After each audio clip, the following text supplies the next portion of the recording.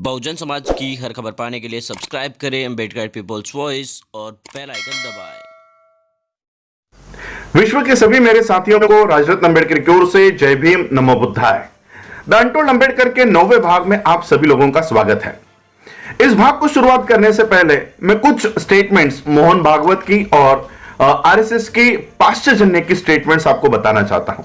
मोहन भागवत एक कार्यक्रम में कह रहे थे कि डॉक्टर बाबा साहब अम्बेडकर और आरएसएस के संस्थापक के बी हेगड़ेवार, केशव बलिराम हेगड़ेवार, ये शरीर से अलग अलग थे लेकिन आत्मा एक ही था। पाश्चात्य की मैगजीन कहती है कि बाबा साहब अम्बेडकर आरएसएस के कैंप में आकर बैठा करते थे और आरएसएस का गुणगान गाते थे। तो चलिए आज आरएसएस के बारे में जानते हैं। आरएसएस के बारे में जानना है तो आपको पहले कांग्रेस के बारे में जानना होगा। कांग्रेस की स्थापना हुई 1884 में। कांग्रेस की स्थापना की चैटर्जी, बैनर्जी, मुखर्जी, एनी बेसेंट, तिलक, आगरकर, सावरकर, इन सभी ब्राह्मणों ने मिलकर और एक अंग्रेज ने मिलकर इस कांग्रेस की स्थापना की। यह कांग्रेस उस समय सिर्फ ब्राह्मणों का संगठन हुआ करता था, इसलिए इसको बहुजनों का फेस देने के लिए सबसे पहले ज्योतिराव फुले इनको अप्रोच किया गया, इनके पास जाया गया और उनको विनती की गई कि आप हमारे इस कांग्रेस में आइए। ज्योतिराव फुले इन्होंने कहा कि आपका ये जो पक्ष है, आपका ये जो संगठन है, ये ब्राह्मणों का संगठन है और मैं इसमें नहीं आऊंगा। इसके बाद छत्रपति शाहू महाराज जी को कांग्रेस में लाने की बहुत तैयारी इन लोगों ने की। कांग्रेस के लोग छत्रपति शाहू महाराज जी को जाकर मिले। शाहू महाराज ने तो ये स्टेटमेंट दे दिया कि ये कैसी कांग्रेस है, ये कोई कांग्रेस नहीं है, ये तो ब्राह्मणों का दल है, मैं इसमें नहीं आऊंगा। तो यहां से ये जो संगठन था कांग्रेस का, ये सिर्फ ब्राह्मणों के हाथों में था। बाबा साहब अंबेडकर जी का राजनीतिक, सामाजिक, शैक्षणिक पटल पर, प्लेटफॉर्म पर उदय हो गया और बाबा साहब ने, जैसे मैंने कल के एपिसोड में कहा कि बाबा साहब अंबेडकर जी के वजह से भारत के सभी लोगों को वोट देने का अधिकार प्राप्त हो गया। अब जब वोट देने का अधिकार मिला तब कांग्रेस नहीं चाहती थी कि भारत के सभी लोगों को वोट देने का अधिकार हो।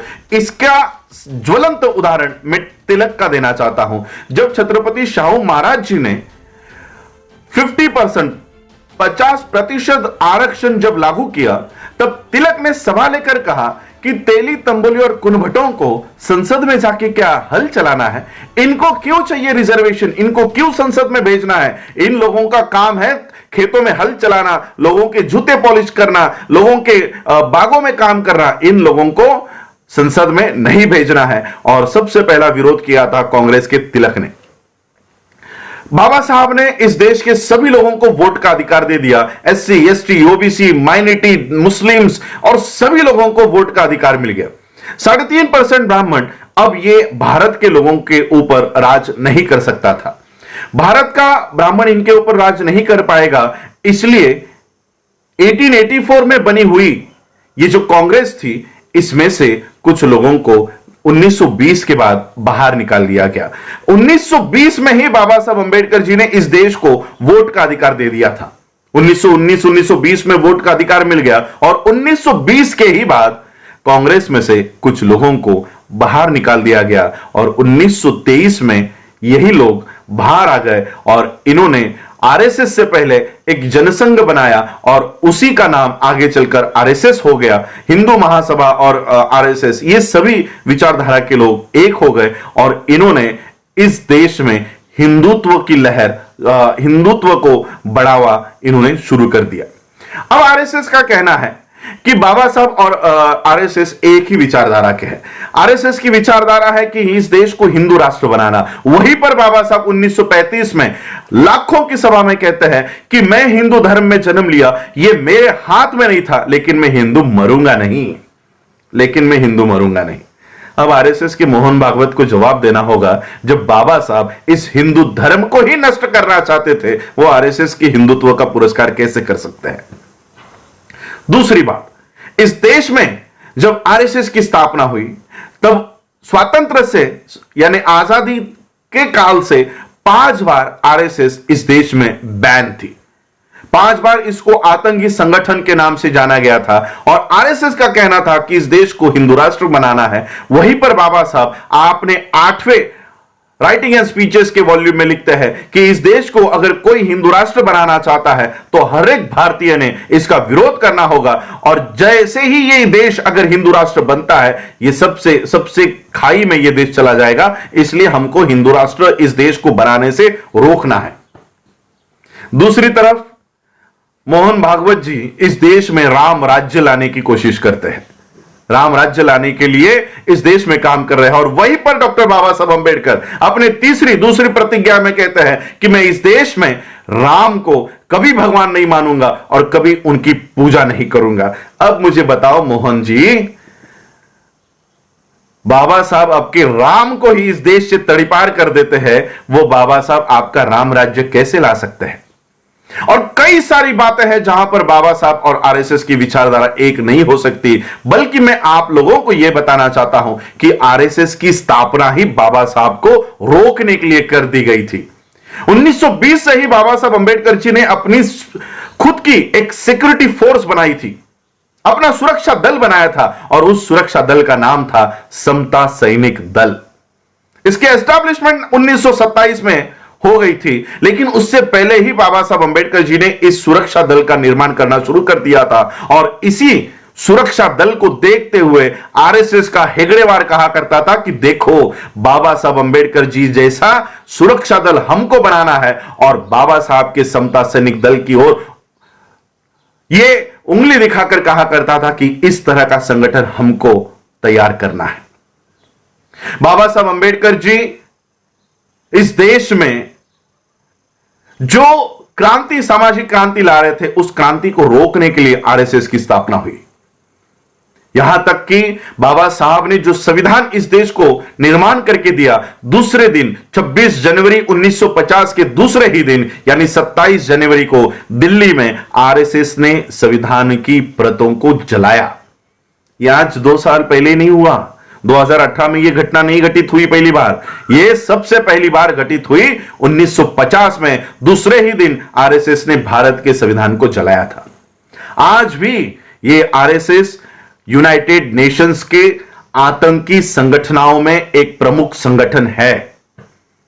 इसलिए मैं आप लोगों को कहना चाहूंगा, यह जो मीडिया इनका काम कर रहा है, बाबा साहब को आरएसएस के प्रो दिखाने का, आरएसएस के विचारधारा का दिखाने का काम करे, आज ही क्यों कर रहे हैं?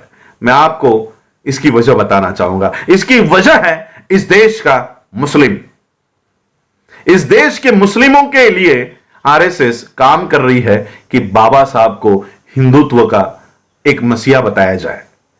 जब इस देश में सीए, एनआरसी, एनपीआर लागू करने की कोशिश की जा रही थी, तब इस देश का मुस्लिम रास्तों के ऊपर उतरा, हाथ में अपने धार्मिक झंडा, फ्लैग्स को लेकर, झंडे को लेकर नहीं, तो इस देश के ध्वज को, राष्ट्रीय ध्वज को लेकर वो रास्तों के ऊपर उतरा, और हाथ में डॉक्टर बाबा साहब अंबेडकर जी की तस्वीर थी। जैसे ही ये तस्वीर हो सारे मीडिया के ऊपर, सारे पेपर्स के ऊपर गई, इस देश में आरएसएस को जलन होने लग गई कि जो मुस्लिम, ये मुस्लिम आज बाबा साहब के विचारों को फॉलो करने लग गया है, बाबा साहब के फोटो को लेकर चलने लग गया है। और उस दिन से आरएसएस ये कोशिश में लगी है कि मुसलमानों के हाथों से बाबा साहब अंबेडकर जी को हटाया जाए, छीन लिया जाए। दूसरे ही दिन सीए, एनआरसी के इस आंदोलन को जब चलाया जा रहा था, दूसरे ही दिन हिंदुस्तान टाइम में नंद कुमार नाम का आरएसएस का एजेंट को हिंदी में क्या कहते हैं आप लोग डिक्शनरी में ट्रांसलेशन में देख लो, यही नंद कुमार ये कह रहा था कि ये मुसलमान तो बाबा साहब की फोटो यूं ही लेकर घूम रहा है। दरअसल सीए का समर्थन तो बाबा साहब ही कर रहे थे, बाबा साहब के ही विचारों पे हम लोगों ने सीए लागू किया है। तो मैं आपको यह भी बता देता हूं, क्या सीएए सही में बाबा साहब अंबेडकर जी के विचार की कोई कानून है? अगर बाबा साहब अंबेडकर जी के विचारों का कानून सीएए होता तो बाबा साहब संविधान में आर्टिकल 14 में यह नहीं लिखते कि इस देश में न्याय देते समय किसी की जाति, किसी का धर्म नहीं देखा जाएगा। इस देश में धर्म निरपेक्षता होगी, किसी की जाति, किसी का धर्म देखकर इस देश में कानून नहीं बनाया जाएगा। और यह एक ही आर्टिकल इस देश में नहीं, पूरे विश्व में यह प्रचलित किया जा रहा है कि इस कानून के होते हुए, इस आर्टिकल के होते हुए सीएए ये भारत में लागू नहीं हो सकता। अब मुझे बताओ मोहन भागवत जी, आपके हिंदू राष्ट्र को इस देश में लागू करने की सबसे बड़ी समस्या है डॉक्टर बाबा साहब अंबेडकर। आज बाबा साहब अंबेडकर हमारे सामने जिंदा नहीं है, हमारे सामने जीवित नहीं है, लेकिन उनकी किताबों के माध्यम से बाबा साहब आज भी हमारे सामने है। दिक्कत यह है कि हम वो किताबों को नहीं पढ़ रहे हैं, वो आप पढ़ रहे हो, और इसलिए बाबा साहब की एक लाइन आगे लेकर आते हो और 4 लाइनें छुपा देते हो। और इसलिए मैं आप लोगों को, देश के लोगों को कहना चाहूंगा, इस देश में मोदी और अमित शाह को रोकने से कुछ नहीं होने वाला। इस देश में से अगर किसी को हटाना है तो वो आरएसएस को हटाना होगा। इसको हटाने के लिए आप सभी लोग पहल करें, यही मैं आज के इस एपिसोड में कहना चाहता हूं। आज आप लोगों ने मुझे सुना, उसके लिए आभार। जय भीम।